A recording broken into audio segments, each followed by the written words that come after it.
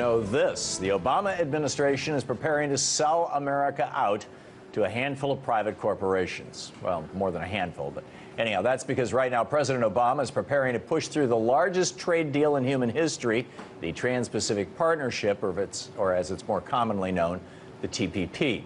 If approved, the TPP would create a whole new set of rules regulating the economies of 12 countries.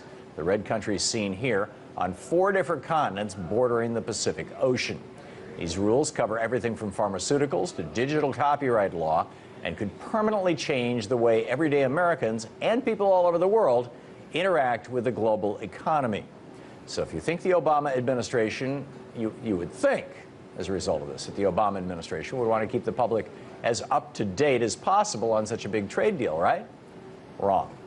The United States has negotiated the TPP almost entirely in secret with the help of about 600 private corporations. Most of what we know about it actually comes from leaked documents, and those documents paint a pretty scary picture. Now, thanks to WikiLeaks, we have an even better idea of just how dangerous the TPP really is. Earlier today, WikiLeaks released a full draft of the treaty's intellectual property rights chapter. The 95-page document proves what many people have long suspected, that the TPP isn't so much a free trade deal as it is a giant giveaway to monster transnational corporations. According to WikiLeaks, the TPP would allow private foreign corporations to sue countries over regulations that those corporations don't like. It would allow them to expand the monopoly powers of pharmaceutical patents. And it would also give corporations the go-ahead to start blocking websites accused of violating copyright law.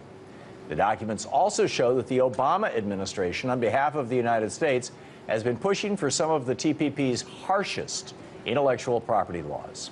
To put it bluntly, the TPP would sacrifice national sovereignty, public health, and internet freedom, all in the name of helping private corporations keep their CEOs' wallets fat and their shareholders happy. That's why the TPP is so much more dangerous than normal trade deals like NAFTA or CAFTA. Not only does it reward companies that send jobs overseas and gut regulations that keep big businesses in check, it also increases corporate control over pretty much every part of how you and I interact with the world and makes it near impossible for countries to fight back against giant corporations. As Julian Assange said about the leaked documents, if instituted, the TPP's intellectual property regime would trample over individual rights and free expression, as well as ride roughshod over the intellectual and creative commons. If you read, write, publish, think, listen, dance, sing, or invent, if you farm or consume food, if you're ill now or one day might be ill, the TPP has you in its crosshairs. In other words, it puts the rights of profit-driven businesses over the rights of human beings and the governments that we form to protect ourselves. No wonder, then, that the Obama administration doesn't even want Congress to take a closer look at the TPP. To push the U.S. into the proposed treaty as soon as possible, the president is trying to use a special legislative trick called fast-tracking that would prevent lawmakers from making any amendments to the TPP. Instead, the treaty would be sent right to the floor, where it would only have to pass a simple majority vote. Sounds like a done deal, right? Well, not so fast. A growing number of bipartisan lawmakers, including people as far away from each other on the political spectrum as Michelle Bachmann and John Lewis, are banding together to fight back against the president's TPP plan. They're calling for an open debate on the treaty and have asked the Obama administration to hold back on pushing for fast-track powers.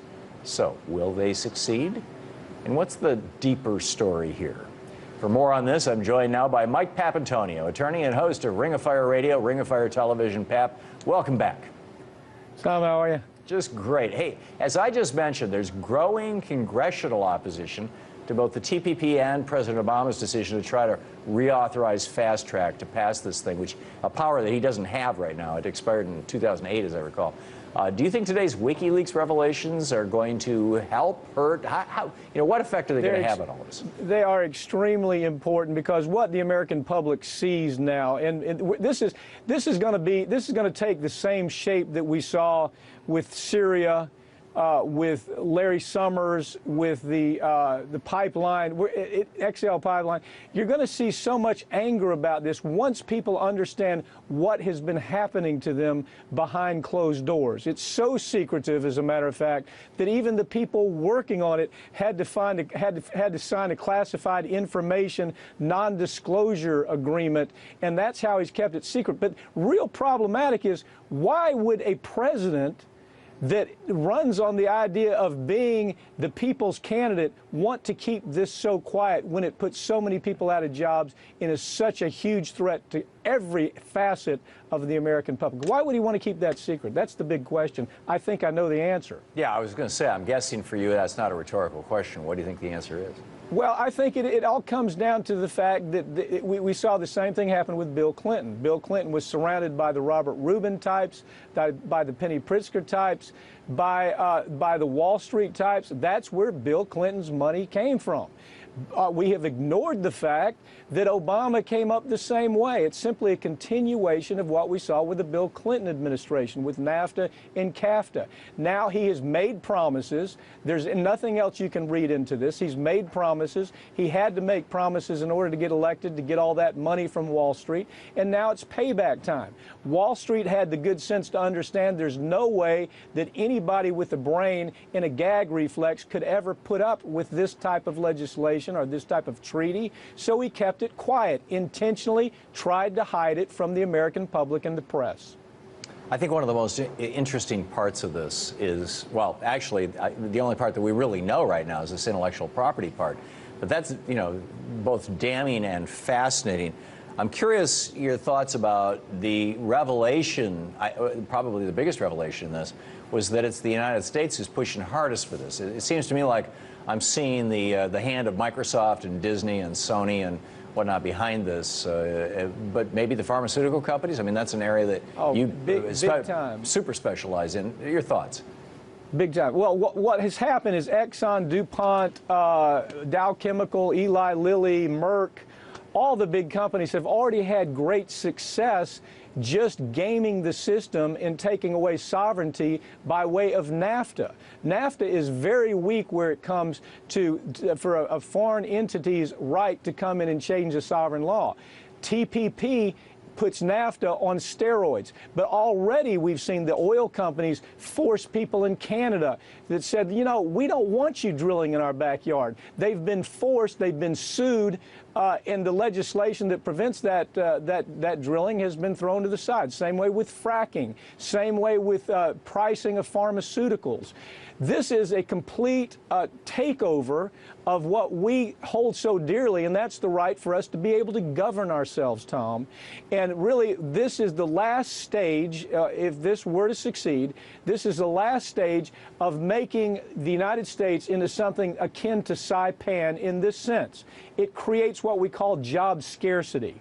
If you have 20 people that are applying for the same job, the employer is able to say, no, we're not going to honor OSHA. We're not going to honor regulations. We're not going to pay a minimum wage. We're not going to allow for unionization. And all of a sudden, the person right behind that guy applying for the job says, well, I'll take the job. Look, when you take regulations away, when you let corporations get involved in interfering with sovereign regulations and sovereign laws, it always works to the benefit of the corporation. That's the gotcha. That's the gotcha part of this whole thing. That's where it's headed. Obama knows it. He's not an idiot. He simply is owned and operated by Wall Street. And it's hard to admit it, but that's the guy we elected, and now we're seeing it. This is a telltale of what this man really is all about. Why else would he keep it a secret? What's the word on when this thing is going to drop? Well, I think at this point it's going to be slowed down dramatically. That what's going to happen is they have to get this through with Obama. He has to be the guy, because there's a good possibility that Hillary won't be able to do it. Hillary's going to be running for cover as she sees this pendulum swing and progressives get more and more involved with saying, you know, damn it, we're tired of centrist politics. We're tired of Democrats acting like damn Republicans. And Hillary, you better not stand behind this. So Obama is the last chance they have. They're going to put full tilt, full speed behind this thing every way they can. And the only thing that's going to stop it, Sam, the only thing that's going to stop Tom, is people like you and me, and Sam, who I was talking about, does radio show with me, and Bobby Kennedy, and the people that are out in the media. That is not mainstream media, but the citizens' media. They're going to stop this. This is where the anger. This is where the real anger is going to come in. Yeah, 30 seconds, Pap. There's absolute radio silence in the corporate media on this. Why? Oh, they want it. Listen, this is great for corporate media. It sells more. It sells more goods. Anytime you sell more goods, advertisers are happy. And the guys on the 50th floor with that MBA that could not care less about the future of this country, they make more bonus money. Yeah, incredible. Mike Papantonio, thanks so much for being with us. Thank you, Tom. And I think your analysis is